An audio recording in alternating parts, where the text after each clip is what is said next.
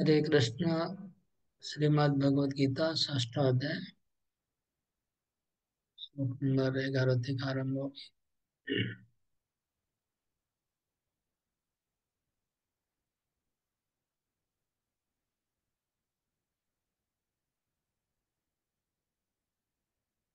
ये अध्याय प्रथमे আমরা ওভারভিউ একটু দেখব।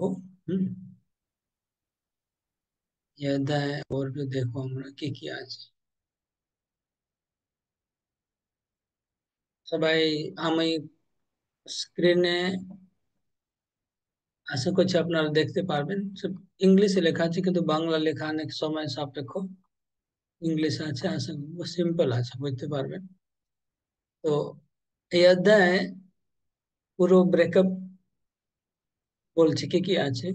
শ্লোক নম্বর 1 থেকে 9 স্টার্টিং, যেটা আমরা অলরেডি পড়েছি, ওখানে আলোচনা হয়েছে যে অ্যাকচুয়ালি পুরো অধ্যায় নাম হচ্ছে অষ্টাঙ্গ যোগ। তো অষ্টাঙ্গ যোগ করার জন্য কি কি যোগ্যতা প্রয়োজন, কে করতে পারে, সেটা হচ্ছে 1 থেকে 9। ঠিক আছে, আপনারা নোট করলে করে নিতে পারেন। 1 থেকে 9 কে অষ্টাঙ্গ যোগ করতে পারে, আর অষ্টাঙ্গ যোগ কিভাবে করতে হবে, কি কি করতে হবে, সেটা হচ্ছে 10 থেকে 26। শ্লোক নম্বর 10 to 26 হচ্ছে প্রসেস, পদ্ধতি, অষ্টাঙ্গ যোগের পদ্ধতি। আর 27 থেকে 32 নম্বর শ্লোকে যখন কেউ অষ্টাঙ্গ যোগ পূর্ণ করে তখন তার উপলব্ধি কি হয়, সেটা এই 4-5 শ্লোকে আছে। অষ্টাঙ্গ যোগ কমপ্লিট করলে তার কি সিদ্ধি লাভ করবে, যোগ অনুশীলন করে কি প্রাপ্ত হবে, সেটা হচ্ছে 27 থেকে 32। আর 33 থেকে 36 নেই। এবার অর্জুন ওখানে বলছে যে আমি, মনে হচ্ছে আমি অষ্টাঙ্গ যোগ করা সম্ভব নয়। অর্জুন বলছে, তার উত্তরে ভগবান তাকে উত্তর দিচ্ছেন যে সম্ভব আছে, কিন্তু তার জন্য অভ্যাস আর বৈরাগ্য করতে হবে। আর আবার অর্জুন প্রশ্ন করছে, নেক্সট 37 থেকে 45 অর্জুনের প্রশ্ন, যদি কেউ যোগা অনুশীলন করতে করতে তার যদি ভ্রষ্ট হয়ে যায় তার কি গতি হবে, তো তার উত্তর ভগবান দিলেন। এটা 37 থেকে 45। আর লাস্ট দুটো শ্লোকে ভগবান বললেন যে প্রত্যেক সব প্রকার যোগীর মধ্যে শ্রেষ্ঠ যোগী হচ্ছে আমার ভক্ত। এটা লাস্টে ভগবান বললেন। এটা এটা ক্লিয়ার, সবাই বুঝতে পারছেন? পুরো অধ্যায় টোটাল 47 শ্লোক আছে। প্রথম যোগ্যতা কি, তারপরে কিভাবে যোগা করতে হবে, তারপরে যোগা করলে কি উপলব্ধি হবে, এই পর্যন্ত ভগবান বললেন। এবার অর্জুন বলছে আমি এটা করতে পারবো না, তার উত্তর ভগবান দিলেন। আবার অর্জুন বলছেন যদি কেউ পতিত হয়ে যায় তার কি গতি হবে, সেটা আবার ভগবান উত্তর দিলেন। এটা হচ্ছে মোট এই অধ্যায় টোটাল কাঠামো। হুম, এবার এর ভেতরে কি আছে যদি জানতে চান, তাহলে এখানে আমরা দেখছি যোগ্যতা। 1 আর 2 নম্বর শ্লোকে যোগ্যতা কি বলা হলো, সন্ন্यास আর যোগ। হুম, সন্ন্यास মানে কর্ম, সকাম কর্ম ত্যাগ করা। আর যোগ মানে ভগবানের সঙ্গে যোগাযোগ করা। আধ্যাত্মিক জড় জাগতিক জীবন কাট করে, বন্ধ করে আধ্যাত্মিক চেতনাতে উন্নত ওটা যোগ। তো এই প্রথম যোগ্যতা হচ্ছে তাকে জড় কর্ম থেকে ত্যাগ করতে হবে। যদি কেউ যোগ সাধনা করতে চায়, কোনো কর্ম করে করা যাবে না। সন্ন্যাস, প্রথম যোগ আছে সন্ন্যাস। সন্ন্যাস মানে কর্ম ত্যাগ। আর দ্বিতীয় হচ্ছে তিনি সবসময় যোগাযোগ থাকবে, ব্রহ্ম পরমাত্মা ভগবান সঙ্গে তার যোগাযোগ কানেকশন থাকতে হবে। এটা প্রথম যোগ্যতা। তারপরে 3 আর 4 নম্বর শ্লোকে যোগারুক্ষ যোগারূঢ়, मतलब প্রাথমিক স্তরে এই পদ্ধতিতে, আমি এটা সরাচ্ছি তাহলে আমি দেখতে পাচ্ছি না আপনাদেরকে। এই এই পদ্ধতিতে স্টার্টিং এ বিগিনিং এ কর্ম প্রয়োজন আছে, তো অ্যাডভান্স লেভেলে শারীরিক কর্ম দরকার নেই। প্রাথমিক স্তরে শারীরিক কর্ম, যেমন শারীরিক কর্ম মানে কি, যেমন বিভিন্ন রকম আসন আছে,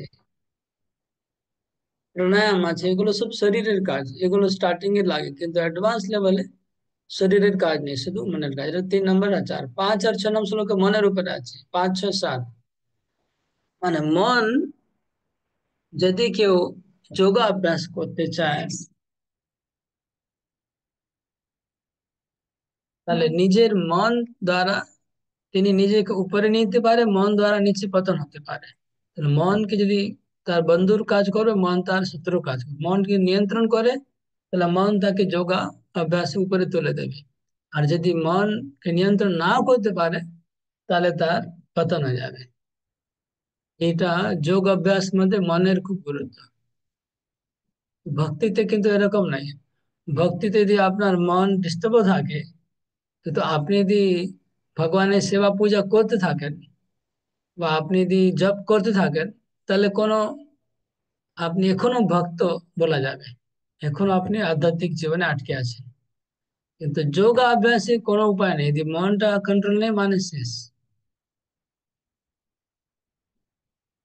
এটা 1 থেকে 9 নম্বর শ্লোকে এইসব আলোচনা হয়েছে। হুম।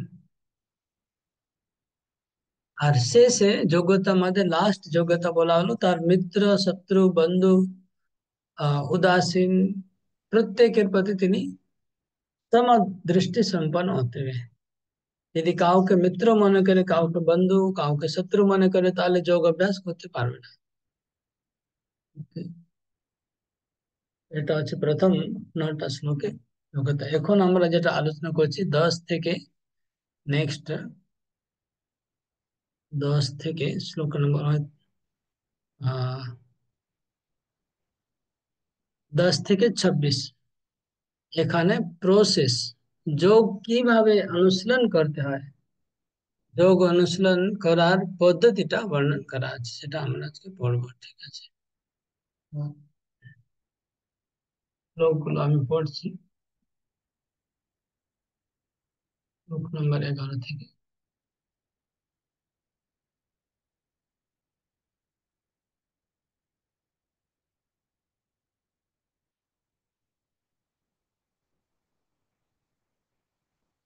शुचो देशे प्रतिष्ठाप्य स्थिरमासनमात्मनः नात्युच्छ्रितं नातिनीचं चैलाजिनकुशोत्तरम् तत्रैकाग्रं मनः कृत्वा यत चित्तेन्द्रियक्रिया उपविश्यासने युञ्जात् योगमात्मविशुद्धये। अनुवाद पढ़ूं क्या? विश्राम केवल अनुवाद पढ़ूं, হরে तात्पर्य কৃষ্ণ। पढ़ा जाए। হরে কৃষ্ণ পড়ছি বাবু। যোগ অভ্যাসের নিয়ম এই যে প্রশাসনের উপর মৃগচর্মের আসন, তার উপরে বস্ত্রাসন রেখে অত্যন্ত উঁচু বা অত্যন্ত নিচু না করে সেই আসনে পবিত্র স্থানে স্থাপন করে তাতে আসীন হবেন। সেখানে উপবিষ্ট হয়ে চিত্ত, ইন্দ্রিয় ও ক্রিয়াকে নিয়ন্ত্রণ করে চিত্ত শুদ্ধির জন্য মনকে একাগ্র করে যোগ অভ্যাস করবেন। হরে কৃষ্ণ বাবু। এখানে যোগ অভ্যাস চালু হলো, এক্স্যাক্টলি কি করতে হবে? প্রথম হচ্ছে সূচো দেশে। সূচো মানে পবিত্রতা, পবিত্র দেশ, পবিত্র দেশে যোগ অভ্যাস হবে। পবিত্র দেশ মানে কি? পবিত্র দেশ মানে আহ হরিদ্বার, ঋষিকেশ। হ্যাঁ, এখানে এই যে অধ্যায় আছে, এই অধ্যায় 2 রকম এর ব্যাখ্যা হবে। হুম, একটা ব্যাখ্যা হচ্ছে যারা প্রকৃত যোগী তাদের জন্য, আর একটা ব্যাখ্যা হচ্ছে ভক্তদের জন্য। এই অধ্যায়টা শুধু কাদের জন্য? এই অধ্যায়টা কার জন্য?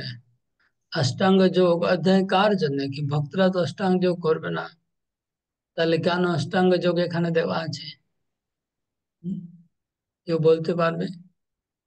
অষ্টাঙ্গ যোগের আমাদের কি কাজ আছে, তাহলে কেন দেওয়া আছে অষ্টাঙ্গ যোগ? কে বলতে পারবে? গেস করে বলুন, আন্দাজ করে। হুম, কেউ কিছু বলার লোক নেই এখানে? কৃষ্ণবাবু, ধন্যবাদ, প্রণাম। চেষ্টা করছি। ভগবান সকলের জন্য বিভিন্ন রকম রাস্তা দিয়েছে। এই জন্য ভক্তদের ছাড়া যারা অভক্ত, যারা যোগ প্র্যাকটিস প্র্যাকটিস করবে, তাদের জন্যই মনে হয় এই কথাগুলো বলেছে। ওকে, ঠিক আছে। তো যারা ভক্ত না, গীতা সবার জন্য, ঠিক আছে, তাদের জন্য আছে।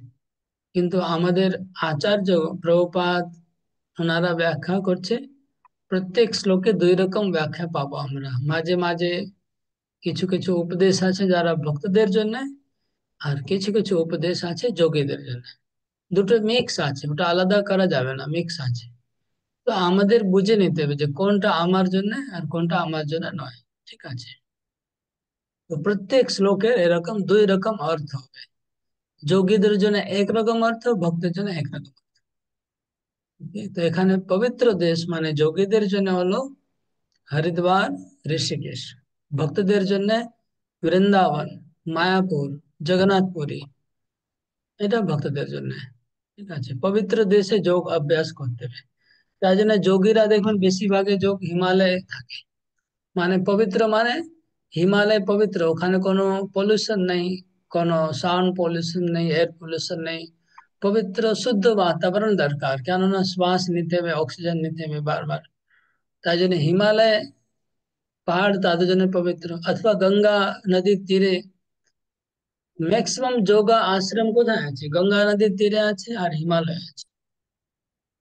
কিন্তু ভক্তদের জন্য কি পবিত্র? ভক্তদের জন্য পবিত্র হচ্ছে বৃন্দাবন, মায়াপুর, অথবা যে কোনো জায়গা মন্দির আছে ভগবানের, আর যেখানে ভক্ত সঙ্গ আছে সেটাই ভক্তের জন্য পবিত্র।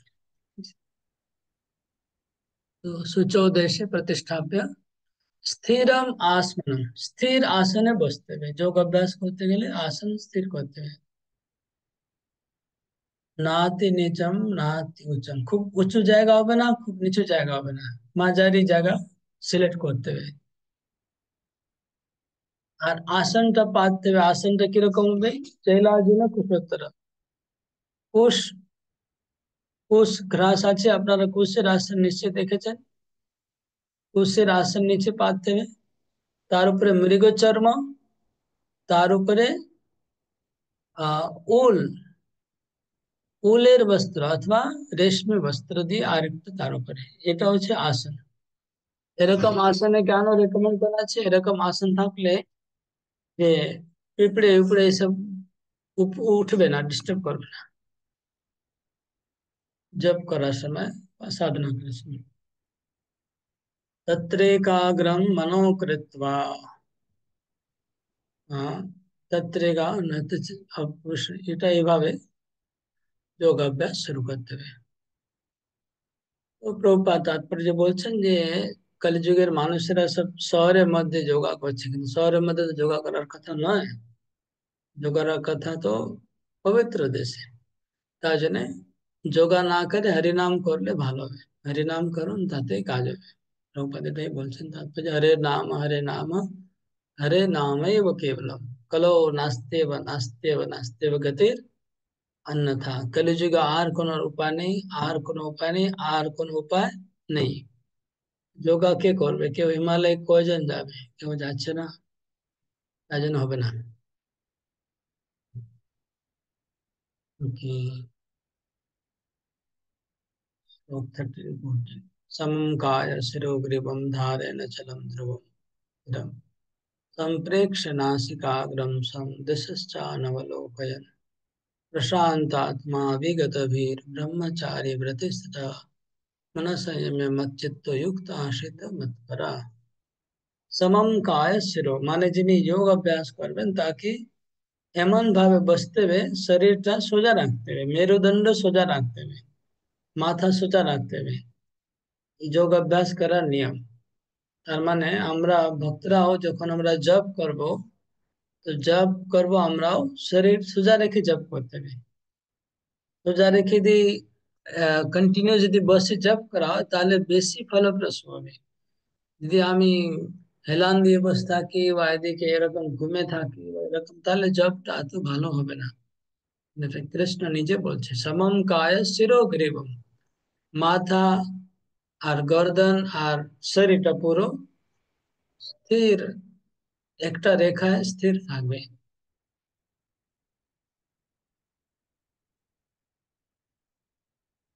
আর আর কি করতে হবে? সম্প্রেক্ষ নাসিকাগ্রম, নাসিকার অগ্রভাগে তাকাতে হবে যোগীকে।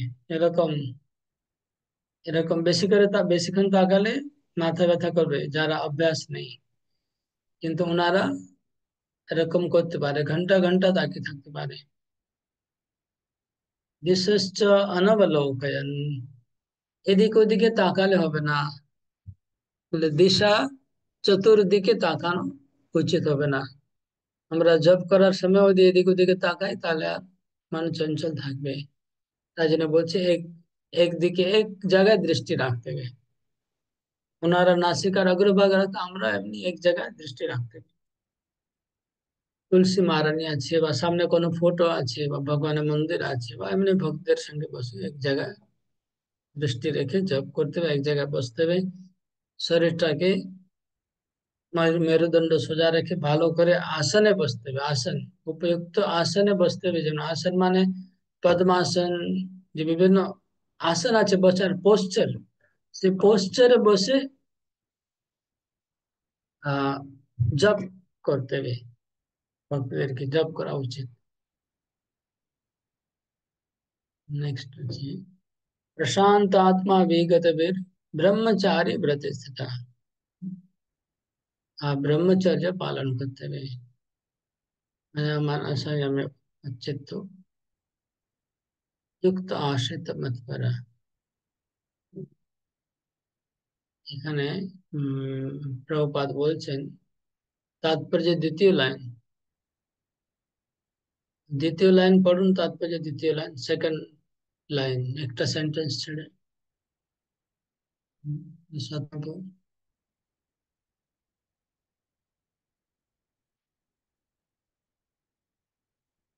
শুনতে পাচ্ছে না? এই প্রবলেমটা কি, কেন শোনা যাচ্ছে না?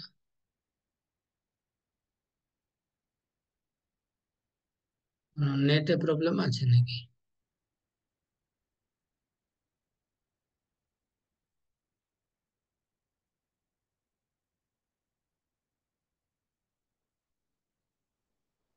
হুম, হ্যাঁ প্রভু, কথা শোনা যাচ্ছে, আমাকে শোনা যাচ্ছে। হ্যাঁ প্রভু আপনার কথা শোনা যাচ্ছে। শোনা যাচ্ছে, তাহলে কেন রেসপন্স করছে না কেউ? বলছি পড়তে অথচ পড়ছে না। দেখুন আমাকে প্রভু বাংলা বই খুলতে হবে। তাৎপর্য সেকেন্ড লাইন পড়বো প্রভু? হ্যাঁ হ্যাঁ। সেকেন্ড লাইন তাৎপর্য পড়ছি। যোগ সাধন করার উদ্দেশ্য ভগবানের এই পরমাত্মা রূপে অন্বেষণ পূর্বক দর্শন করা। এছাড়া যোগের আর কোনো উদ্দেশ্য নেই। জীবের হৃদয়ে বিরাজমান বিষ্ণুমূর্তি শ্রীকৃষ্ণেরই অংশ। চতুর্ভুজ বিষ্ণুরূপী পরমাত্মাকে দর্শন করার অভিপ্রায় না নিয়ে যে যোগ অনুশীলন করে সে কেবল অনর্থক সময়ের অপচয় করে। জীবনের ওকে, পরম লক্ষ্য বাস পরমেশ্বর ভগবান। এটাই। তাহলে যোগের উদ্দেশ্য কি দেওয়া আছে এখানে? যোগের উদ্দেশ্য কি? পরমাত্মার রূপ দর্শন করা। परमात्मा रूप दर्शन करा, এটা যোগের উদ্দেশ্য। পরমাত্মাকে কৃষ্ণের অংশ, পরমাত্মা হচ্ছে কৃষ্ণের একটা রূপ। তো তাকে দর্শন করা যোগের উদ্দেশ্য। আর অন্য যে যোগের নিয়ে অন্য কিছু কাজ করছে যারা বিভিন্ন রকম, সেটা হচ্ছে সময় অপচয় করছে। পরমাত্মা দর্শন না করে অন্য কিছু যারা করছে যোগের দ্বারা, তারা সময় অপচয় করছে। প্রভুপাদ বলছেন। ওকে।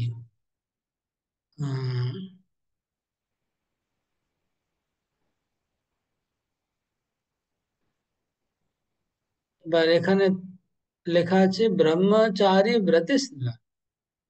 ब्रह्मचारी डेफिनेशन देवा আছে তারপরে ब्रह्मचारी মানে কি कर्मणा मनसा वाचा सर्वावस्थासु सर्वदा सर्वत्र मैथुन त्यागो ब्रह्मचर्य प्रचक्षते। ब्रह्मचर्य মানে হচ্ছে বলছে কর্মণা মানে কর্মে দ্বারা, মনসা মনে দ্বারা, वाचा वाणी द्वारा, मन वचन और काय सर्व अवस्था तो যে কোনো পরিস্থিতিতে सर्वदा सब समय सर्वत्र सब জায়গায় मैथुन ত্যাগ করা এটা হচ্ছে ব্রহ্মচর্য। তাহলে ব্রহ্মচর্যের ডেফিনেশন হচ্ছে मैथुन ত্যাগ করা। কখন? সর্বদা। কোথায়? সর্বত্র। সর্বত্র সর্বদা আর সব পরিস্থিতিতে মনে দ্বারা, বাণী দ্বারা, শরীর দ্বারা मैथुन ত্যাগ করা এটা হচ্ছে ব্রহ্মচর্যের ডেফিনেশন। আর এর মধ্যে আহ মনে দ্বারা মানে কি, মনে দ্বারা যে मैथुन চিন্তা করা, বাণী দ্বারা মানে বাণী দ্বারা আলোচনা করা, হুম, আর কর্ম দ্বারা মানে শরীর দ্বারা। তো এটা হচ্ছে ব্রহ্মচর্য। যদি কেউ যোগ সাধনা করতে চায় তাহলে ব্রহ্মচর্য হচ্ছে কম্পালসারি, প্রভুপাদ আগে বলছেন। তাহলে যোগ সাধনা সবার জন্য নয়, কেবলমাত্র সন্ন্যাসী আর যোগী তারাই করতে পারবে, কেননা ব্রহ্মচর্য তো সবাই পালন করতে পারবে না। তাই জন্য তাৎপর্য প্রভুপাদ এটা আরো স্পষ্ট করে বলছেন নিচে। এখান থেকে পড়ুন। কোথা থেকে? হুম,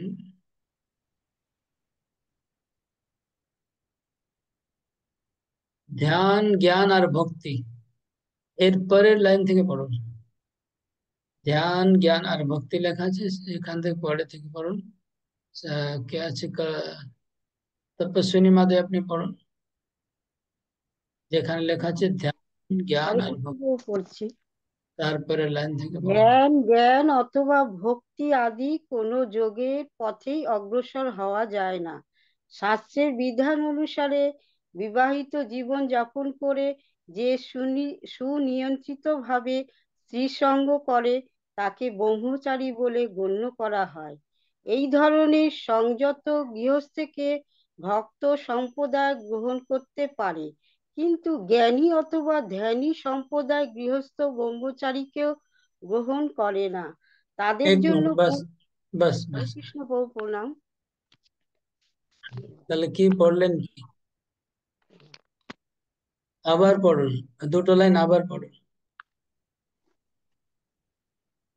ধ্যান জ্ঞান অথবা ভক্তি আদি কোনো যোগী পথের অগ্রসর হওয়া যায় না। শাস্ত্রের বিধান অনুসারে বিবাহিত জীবন যাপন করে যে সুনিয়ন্ত্রিত ভাবে স্ত্রী সঙ্গ করে তাকে ব্রহ্মচারী বলে গণ্য করা হয়। ওকে, এই ধরনের তাহলে দাঁড়ান দাঁড়ান, একটু শুনবেন তো। বলছি বিবাহিত জীবনে কেউ সুনিয়ন্ত্রিত ভাবে যদি স্ত্রীর সঙ্গ করে তাকেও ব্রহ্মচারী বলা হবে। ইসে বিবাহিত কিন্তু ব্রহ্মচারী। ওকে, আগে পড়ুন। কিন্তু ওরকম ব্রহ্মচারীকে আমাদের ভক্তি পথে গ্রহণ করা হয়, কিন্তু জ্ঞান আর ধ্যানের পথে ওরকম বিবাহিত ব্রহ্মচারীকে কোনো সেখানে চান্সই নেই। প্রভুপাদ বলছেন কোনো এন্ট্রি নেই। তো এটা হচ্ছে ডিফারেন্স ভক্তি যোগ মধ্যে আর অষ্টাঙ্গ যোগের মধ্যে। ওকে, আহ ঠিক আছে, তো এটা হলো এই মোটামুটি এই শ্লোকের তাৎপর্য।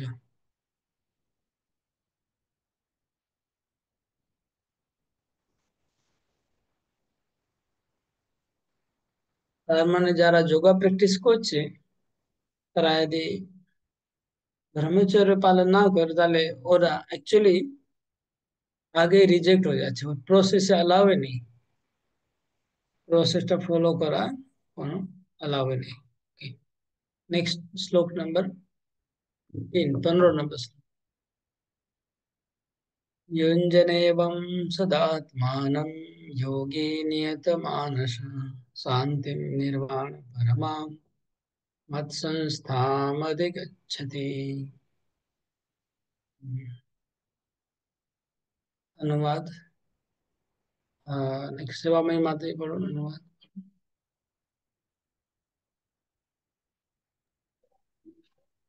হরে কৃষ্ণ। এইভাবে দেহ মন ও কার্যকলাপ সংযত করার অভ্যাসের ফলে যোগীর জড়বন্ধন মুক্ত হয় এবং তিনি তখন আমার ধাম প্রাপ্ত হয়।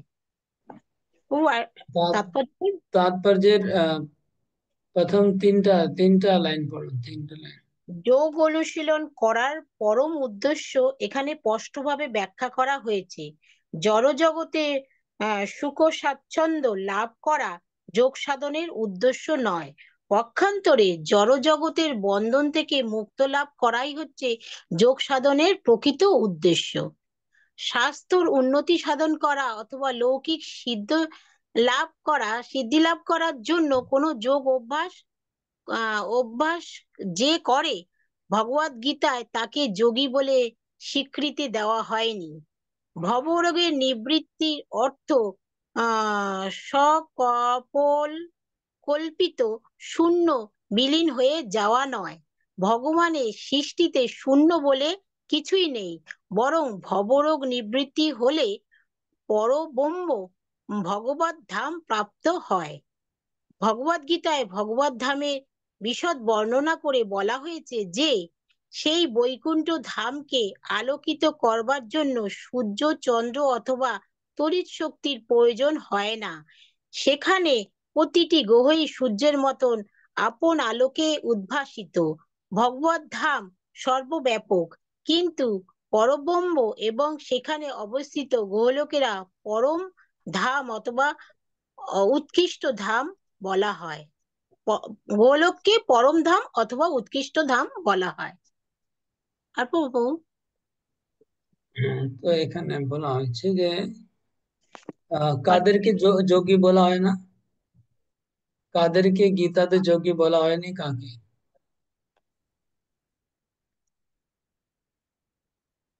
পড়লেন তো? হ্যাঁ, বলছি স্বাস্থ্যর উন্নতি সাধনের জন্য যারা লৌকিক সিদ্ধি লাভ করার জন্য যোগ অভ্যাস করে ভগবদ গীতায় তাকে যোগী বলে স্বীকৃতি দেওয়া হয়নি। ভবরোগের নিবৃত্তির অর্থ ভাবরোগের মধ্যে কেন ঢুকে যাচ্ছেন মাঝখানে? তাহলে যোগী কে নেই, যার স্বাস্থ্য, তাহলে পৃথিবীতে যত যোগী আছে ফেমাস, তারা কি স্বাস্থ্য জন্য যোগা করাচ্ছে না কি জন্য করাচ্ছে? স্বাস্থ্য জন্য আর সিদ্ধির জন্য যারা যোগা করাচ্ছে তাদেরকে গীতাতে প্রভু বলছে যোগী বলা হয়নি। যোগী মানে যিনি পরমাত্মাকে ধ্যান করবে তিনি হচ্ছে যোগী, আর স্বাস্থ্য ইত্যাদি করে তাদেরকে যোগী গীতাতে বলা হয়নি, যোগী না।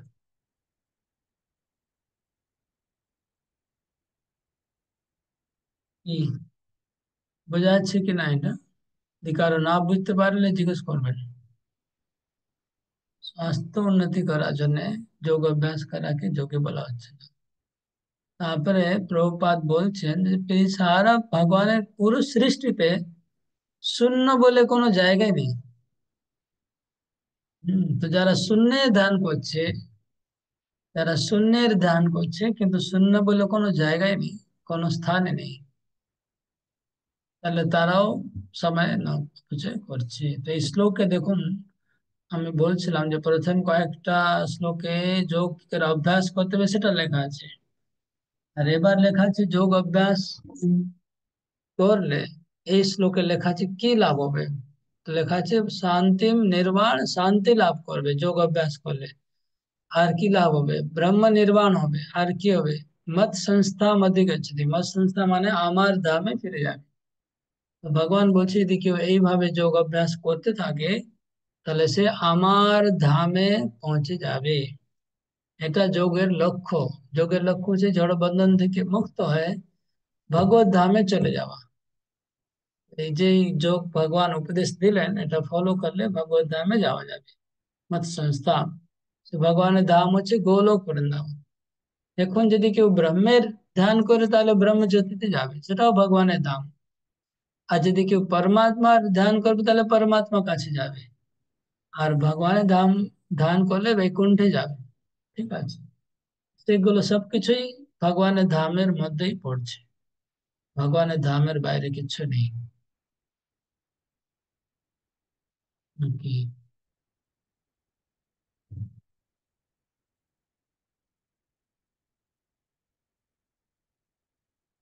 তাৎপর্য, শেষ লাইনটা পড়ুন, শেষ লাইন, একদম শেষ লাইন, এদিক ওদিক কিছু না। ইন আদার ওয়ার্ডস, শেষ লাইনে লেখা আছে, আমি পড়ে দিচ্ছি। এর থেকে বোঝা যায়, এর থেকে বোঝা যায় যে যোগ সাধন করবার একমাত্র উদ্দেশ্য হচ্ছে জড়জগৎ বন্ধন থেকে মুক্ত হওয়া, আর ম্যাজিক দেখানোর বা শারীরিক কসরত দেখিয়ে লোক ঠকানো যোগের উদ্দেশ্য নয়। হরে ওকে, কৃষ্ণ প্রণাম। তাহলে যোগের উদ্দেশ্য ম্যাজিক দেখানো না। হ্যাঁ, অনেকে যোগীরা ম্যাজিক দেখায় না।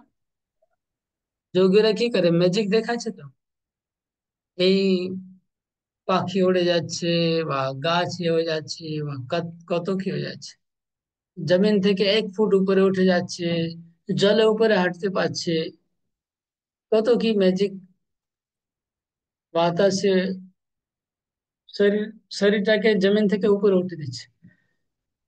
এটা যোগের উদ্দেশ্য নয়। আর শারীরিক কসরতও, অনেকে আবার কসরতও করে না যোগীরা, এক পায়ে দাঁড়িয়ে আছে, এক হাতে দাঁড়িয়ে আছে, মাথা নিচু করে আছে, উপর পায়ে আছে, কত কি করে যাচ্ছে। এইসব কিন্তু যোগের উদ্দেশ্যই না। তারা কোনোদিন কোনো যোগ শাস্ত্র অধ্যয়ন করেনি, যা মনে পড়ছে সেটাই করে যাচ্ছে। পতঞ্জলি যোগ শাস্ত্র, প্রভুপাদ বলছেন ওটাই হচ্ছে অরিজিনাল যোগ শাস্ত্র। পতঞ্জলি ওটা কেউ অধ্যয়ন করেনি, সব মন গড়া যোগ অভ্যাস করে যাচ্ছে। আমি দেখছি এখানে কুম্ভ মেলায় একটা যোগী নিজেকে নিজে নাম দিয়ে দিয়েছে। কি নাম দিয়েছে? খড়েশ্বর বাবা। খড়েশ্বর বাবা। এবার খড়েশ্বর বাবা কোন নাম হলো? মানে সে নিজেকে বলছে আমি হচ্ছি খড়েশ্বর বাবা। মানে কি?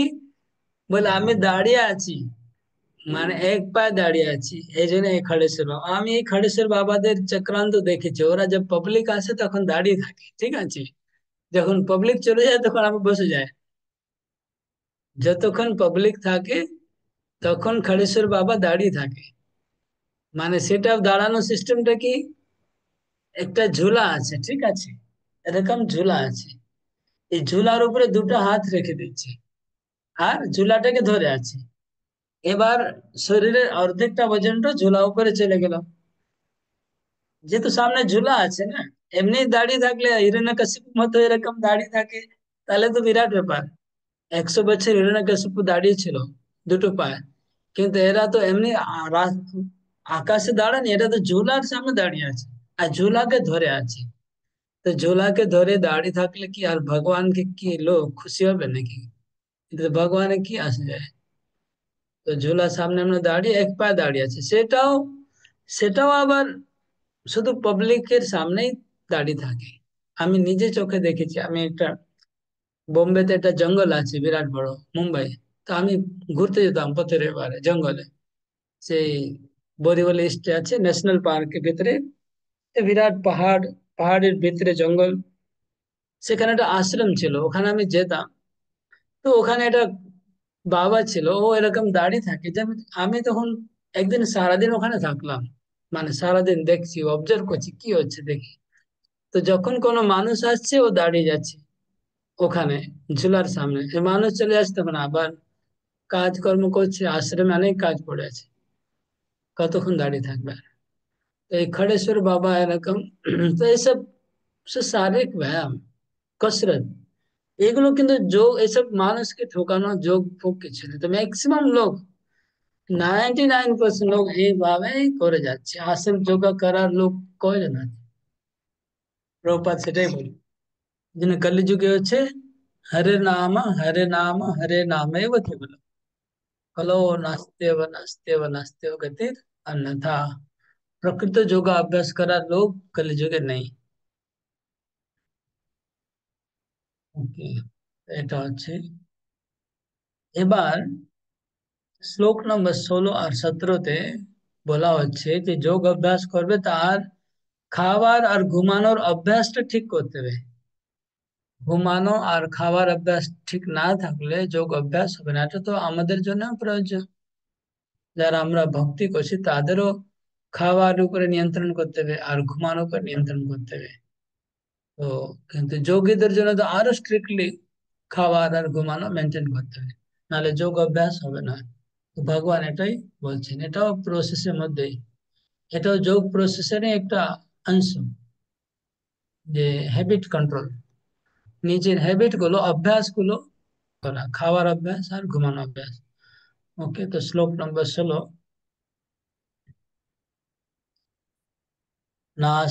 नात्यश्नतस्तु योगोऽस्ति न चैकान्तमनस्मतः न चाति स्वप्नशीलस्य जाग्रतो नैव चार्जुन। नात्यश्नतस्तु योगोऽस्ति न चैकान्तमनस्मतः न चाति स्वप्नशीलस्य जाग्रतो नैव चार्जुन। তো আমি, আপনারা মন দিয়ে শুনুন, আমি বলে দিচ্ছি, কেননা পড়তে গেলে অনেক সময় চলে যাবে মনে হচ্ছে। তো আমি সংক্ষেপে বলে দেব। আহ অধিক ভোজন যে করবে সে যোগ সাধন করতে পারবে না, আর অল্প ভোজন করলে হবে না। ভগবান বলছেন অধিক ঘুমালে হবে না, আর অল্প ঘুমালে হবে না, সব সবটাই প্রবলেম। তাহলে কি করবে? তাহলে ব্যালেন্সড, আগে শ্লোকে আসবে, নেক্সট শ্লোকে। युक्ताहार, युक्ताहार মানে, युक्त মানে উচিত, উচিত আহার, উচিত ঘুমান, তার জন্য যোগ সুখে সে ফলো করতে পারবে। তো অধিক ঘুমালে আর अधिक ভোজন করলে কি হবে?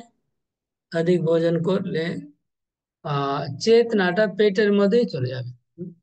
শুধু পেটের চিন্তা করো, অনেক মানুষ দেখা যায় বেশি খেয়ে নেয়, তারপরে বারবার পেটের উপরে হাত দিচ্ছে।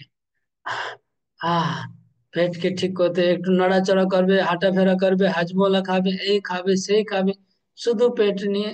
তো এটা ভোগী হবে, যোগী হবে না, ভোগী। কখনো যোগ সাধন করতে পারবে না। যারা বেশি পেটু, তাদের জন্য যোগ সাধনা নেই।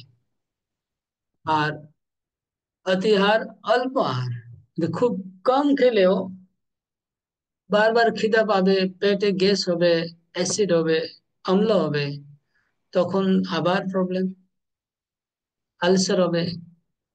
আবার খাবার খিদা পেলে আবার খাবার চিন্তা হবে, যে আমার খেতে হবে খেতে হবে খেতে হবে, তাহলে জব হবে না, ভক্তি হবে না, যোগা হবে না। তাই জন্য বেশি আহার করাও খারাপ, অল্প আহার করাও খারাপ। বেশি ঘুমানো ঠিক না, অল্প ঘুমানো ঠিক না। হুম, বেশি ঘুমালে, প্রভুপাদ বলছেন 6 ঘন্টা, একটা মানুষের 6 ঘন্টা ঘুমটা যথেষ্ট। 6 ঘন্টার বেশি ঘুমের প্রয়োজন নেই। হম 6 ঘন্টা বেশি ঘুমালে প্রবলেম। তাহলে প্রভুপাদ যে বেশি 6 ঘন্টার যে বেশি ঘুমায় তাকে প্রভুপাদ বলছেন তমোগুণ। তিনি হচ্ছে তমোগুণে আছে। যিনি 6 ঘন্টা বেশি ঘুমাচ্ছে তিনি তমোগুণে আছে। তমোগুণে থাকলে ভক্তি করা যাবে না। যদিও রূপ গোস্বামী তো মাত্র, হরিদাস ঠাকুর কত ঘুমাতেন? 2 ঘন্টা। রঘুনাথ দাস গোস্বামী 2 ঘন্টা ঘুমাতেন। ওনারা তো 2 ঘন্টা ঘুমাতেন কেবল। কিন্তু আমরা অনুকরণ করব না এখন, যেহেতু আমরা সেই লেভেল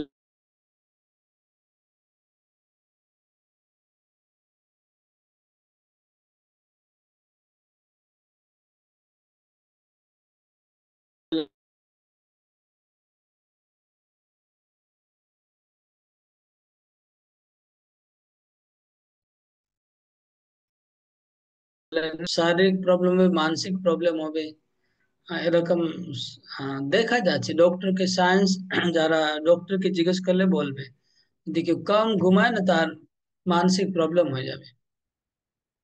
এই জন্য ঘুমটা যথেষ্ট প্রয়োজন।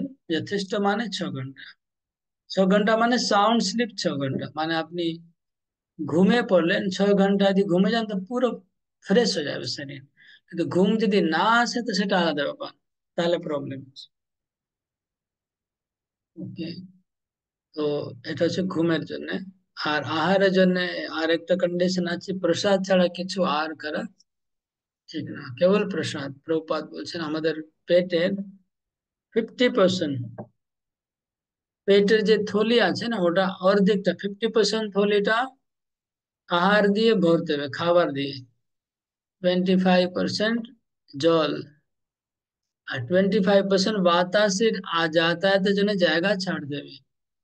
যদি কেউ পুরো গলা পর্যন্ত মানে আকণ্ঠ ভোজন করে ফেলে আর বাতাসের জায়গা নেই, জলের জায়গা নেই, তারপরে ডাক্তারের কাছে যাবে, আর মৃত্যু হতে পারে। কোনো ডেঞ্জার আছে, বেশি খেলে সাবধান।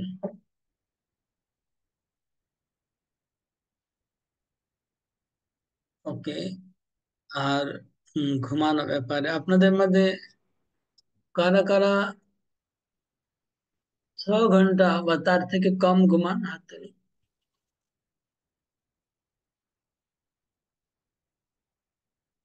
যারা 6 ঘন্টা ঘুমাচ্ছেন বা তার থেকে কম ঘুমাচ্ছেন তারা হাত তুলুন।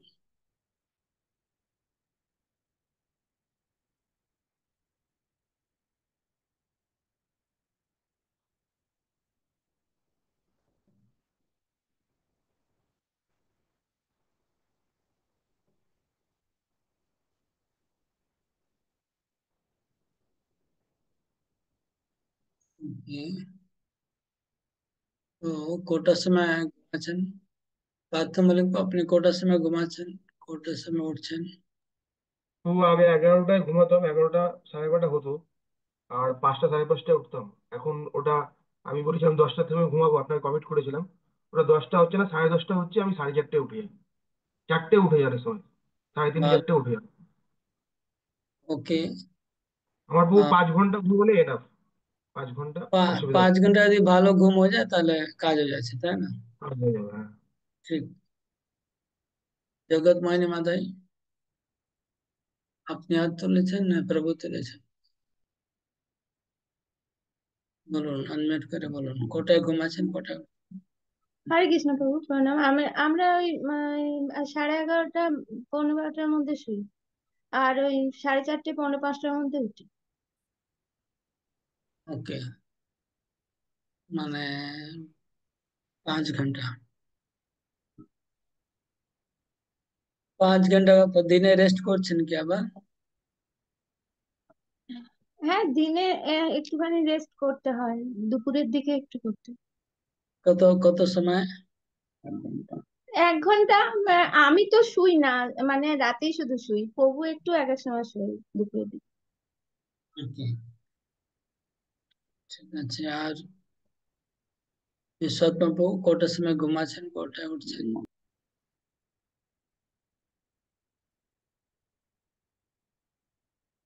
ঈশ্বর বাবু মোবাইলে প্রবলেম আছে মনে হয়, কিছু শুনতে পাচ্ছে না।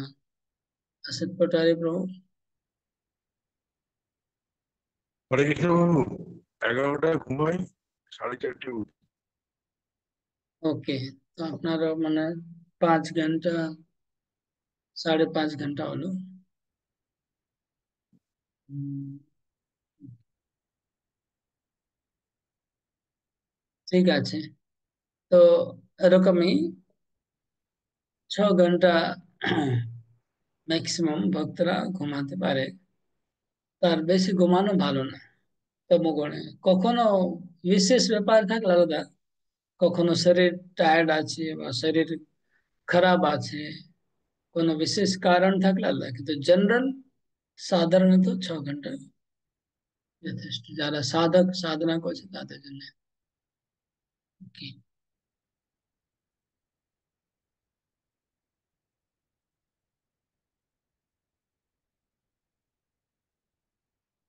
এবার নেক্সট শ্লোকে ভগবান যে युक्ताहार विहारस्य युक्त चेष्टस्य कर्मसु युक्त स्वप्नावबोधस्य योगो भवति दुःखः। यदि कोई युक्त आहार करे, युक्त माने उचित आहार, उचित घुमानो, उचित চেষ্টা, উচিত ঘুমানো, তাহলে তার যোগ সাধনা খুব দুঃখ মানে তিনি সুখপূর্বক যোগ সাধনা করতে পারবে, সুখে করতে পারবে, মানে বেশি প্রবলেম হবে না, যোগ সাধনা সহজে করতে পারবে। যার যুক্ত আহার, যার আচার আচরণ হ্যাবিট ঠিক আছে, মানে টাইমে ঘুমানো, ডিসিপ্লিন লাইফ আছে, তার আনন্দ সহকারে যোগ সাধনা করতে পারবে, সুখপূর্বক করতে পারবে।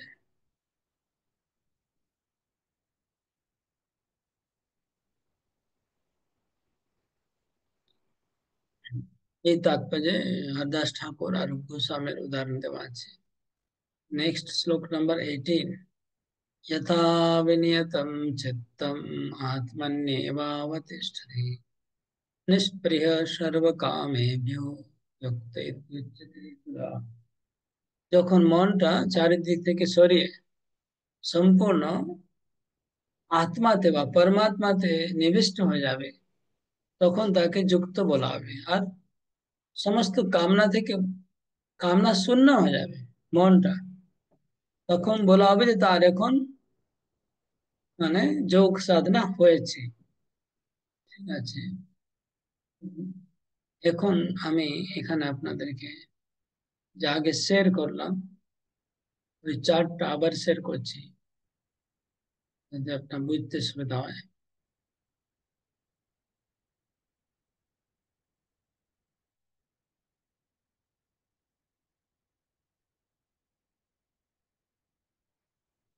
হুম, দেখা গেল।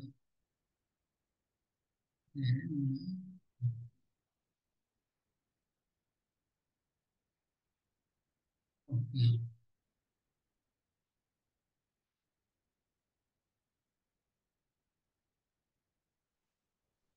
এখানে 10 থেকে 15 নম্বর শ্লোকে ছিল suitable place, postures and process of yoga. 16 থেকে 17 নম্বর শ্লোকে কি আছে, ইটিং আর স্লিপিং হ্যাবিটস। আর 18 থেকে 23 এখন যোগ অভ্যাস করলে কি এক্সপিরিয়েন্স কি রকম হবে, যে আমি যোগ অভ্যাসে পারফেক্ট হয়েছি সেটা কি করে বুঝবো, তার কিছু ব্যাখ্যা ভগবান এখানে দিয়েছেন শ্লোক নম্বর 28 থেকে 23 মধ্যে 5টা শ্লোকে। যে যার যোগ অভ্যাসে যে যোগী পারফেক্ট হয়ে গেছে, সে কি করে বুঝবে যে কি অনুভব কি হবে, এক্সপিরিয়েন্স কি রকম হবে, তার এক্সপিরিয়েন্স বর্ণনা করা হচ্ছে 18 থেকে 23। আর 24 থেকে 26 ভগবান ওয়ার্নিং দিচ্ছেন যে এটা করবে না, সাবধান করছেন, এটা করলে যোগ থেকে পতন হয়ে যাবে, সেটা পরে আমরা দেখবো। ঠিক আছে, এখন আমি আগে দেখাচ্ছি আপনাদেরকে যে 18, 19, 20 এই যে 5টা শ্লোকে কি অনুভব হচ্ছে। প্রথম অনুভব হচ্ছে তার চিত্ত পরমাত্মা প্রতি লেগে আছে, আর হৃদয়ের মধ্যে কোনো কামনা বাসনা থাকবে না প্রথমে। তো এই শ্লোকের তাৎপর্য প্রভুপাদ বলছেন যে যারা যোগী বা সন্ন্যাসী, তাদের কোনো এঙ্গেজমেন্ট থাকে না, তাই জন্য তারা যোগ অভ্যাস করা খুব কঠিন। কিন্তু ভক্তি পথে ইন্দ্রিয় আর মনকে এঙ্গেজ করা যায়, যেমন অম্বরীশ মহারাজ তার সমস্ত শরীর আর সমস্ত ইন্দ্রিয় ভগবানের সেবায় নিযুক্ত করেছিলেন। তাই জন্য ভক্তি যোগটা সরল, যেহেতু এখানে আমরা পুরো শরীরটাকে ভগবানের সেবায় লাগাতে পারি, চোখ দিয়ে ভগবানকে দেখতে পারি, হাত দিয়ে রান্না করতে পারি, ভগবানকে ড্রেস পরাতে পারি, গান করতে পারি, তারপরে কি ভগবানের পুজো করতে পারি, পা দিয়ে ভগবানকে পরিক্রমা করতে পারি, কান দিয়ে ভগবানের কথা শুনতে পারি, মানে পুরো শরীরটা ভগবানের সেবায় লেগে যাচ্ছে। তাই জন্য ভক্তি যোগটা সরল, কিন্তু যোগ অভ্যাস বা জ্ঞান অভ্যাসের মধ্যে এই ফেসিলিটি নেই। তো 19 নম্বর শ্লোকে ভগবান বলছেন, যেমন যথা দীপো নিবাতস্থো নেঙ্গতে সোপমা স্মৃতা যোগিনো যত চিত্তস্য युञ्जत योगम आत्मना। যেমন বাতাস শূন্য স্থানে একটা প্রদীপ দীপশিখা অচল থাকে, ঠিক তার মনটাও এরকম স্থির থাকবে ভগবানের। তাহলে বুঝতে হবে যে সে যোগ অভ্যাসে সঠিক ভাবে করছে, তার মনটা আর চঞ্চল হচ্ছে না, এক জায়গায় ফিক্সড হয়ে গেছে, মনটা নড়ছে না, তার মানে যোগ সাধনা ঠিক হচ্ছে তার। এটা হচ্ছে পরীক্ষা, তার যোগ সাধনা ঠিক হচ্ছে কিনা তার পরীক্ষাগুলো, অনুভবগুলো ভগবান বলছেন। নেক্সট আছে यत्रो परमते चित्तम निरुद्धम योग सेवया